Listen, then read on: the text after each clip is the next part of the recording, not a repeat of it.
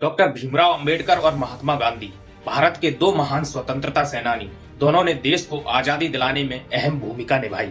लेकिन क्या आप जानते हैं, जाति के सवाल पर इन दोनों के विचार एक दूसरे से काफी अलग थे। जाति व्यवस्था को लेकर अंबेडकर क्या सोचते थे, गांधी क्या मानते थे, और आखिर में इतिहास किसके तर्क में ज्यादा करीब खड़ा दिखाई देता है। डॉक्टर भीमराव अंबेडकर का जन्म महार जाति में हुआ, जिसे उस समय अछूत माना जाता था। बचपन से ही उन्होंने जातिगत भेदभाव को अपनी आंखों से देखा।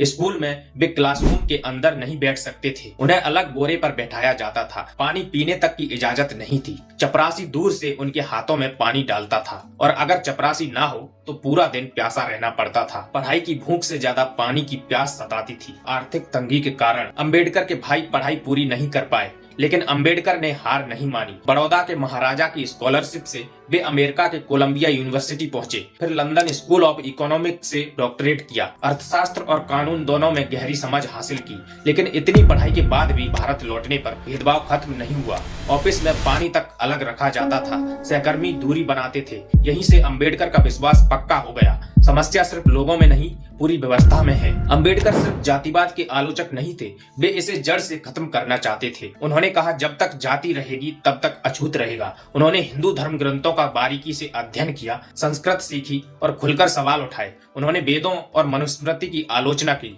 क्योंकि उनके अनुसार यही ग्रंथ जातिगत असमानता को श्रेष्ठ ठहराते थे। अब आते हैं महात्मा गांधी पर। महात्मा गांधी एक धार्मिक हिंदू थे। गीता को वे अपनी आध्यात्मिक मार्गदर्शिका मानते थे।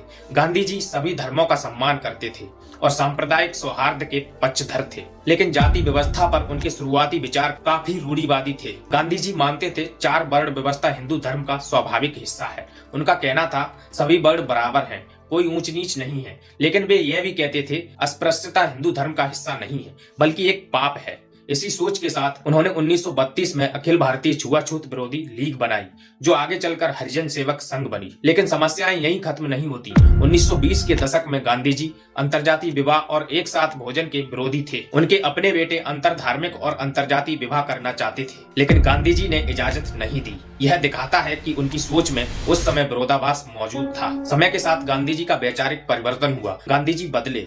1932 में उन्होंने माना कि अंतरजातीय विवाह पर रोक हिंदू समाज को कमजोर करती है। 1940 के दशक तक वे खुलकर हरिजनों के समर्थन में आ जाते हैं। गलती मानने की हिम्मत गांधी जी की बड़ी खूबी थी। अब बात करते हैं अंबेडकर और गांधी के बीच सबसे बड़े विवाद की, अलग निर्वाचन क्षेत्र की। अंबेडकर चाहते थे कि दलितों को अलग राजनीतिक पहचान मिले, ताकि उनके प्रतिनिधि ऊंची जातियों के दबाव में न हो। ब्रिटिश सरकार ने 1932 में दलितों को अलग निर्वाचन क्षेत्र देने की घोषणा कर दी। गांधी जी ने इसका विरोध किया। उनका मानना था, इससे देश टूट जाएगा। उन्होंने आमरण अनशन शुरू कर दिया। इसके चलते अंबेडकर पर भारी नैतिक दबाव पड़ा कि अगर गांधी जी को कुछ होता तो दोष दलितों पर आता। इसको देखते हुए आखिरकार दोनों के बीच पूना पैक्ट समझौता हुआ। अलग निर्वाचन क्षेत्र की जगह संयुक्त निर्वाचन क्षेत्र तय हुआ। दलित उम्मीदवार तय होंगे, लेकिन वोट सब देंगे। सीटों की संख्या 71 से बढ़ाकर 148 कर दी गई। यह संघर्ष और समझौते का इतिहास था। अंबेडकर के कुछ सामाजिक आंदोलन भी थे, जिनमें महार सत्याग्रह, पानी का अधिकार, मनुस्मृति दहन, वैचारिक विद्रोह, काला राम मंदिर आंदोलन, धार्मिक समानता। उनका मंत्र था, शिक्षित बनो, संगठित रहो और संघर्ष करो। स्वतंत्रता, समानता और बंधुत्व अंबेडकर की देन है। आज ये शब्द सामान्य लगते हैं, लेकिन कभी ये क्रांतिकारी थे। गांधी और अंबेडकर दुश्मन नहीं थे, दोनों का लक्ष्य एक ही था, सम्मानजनक समाज।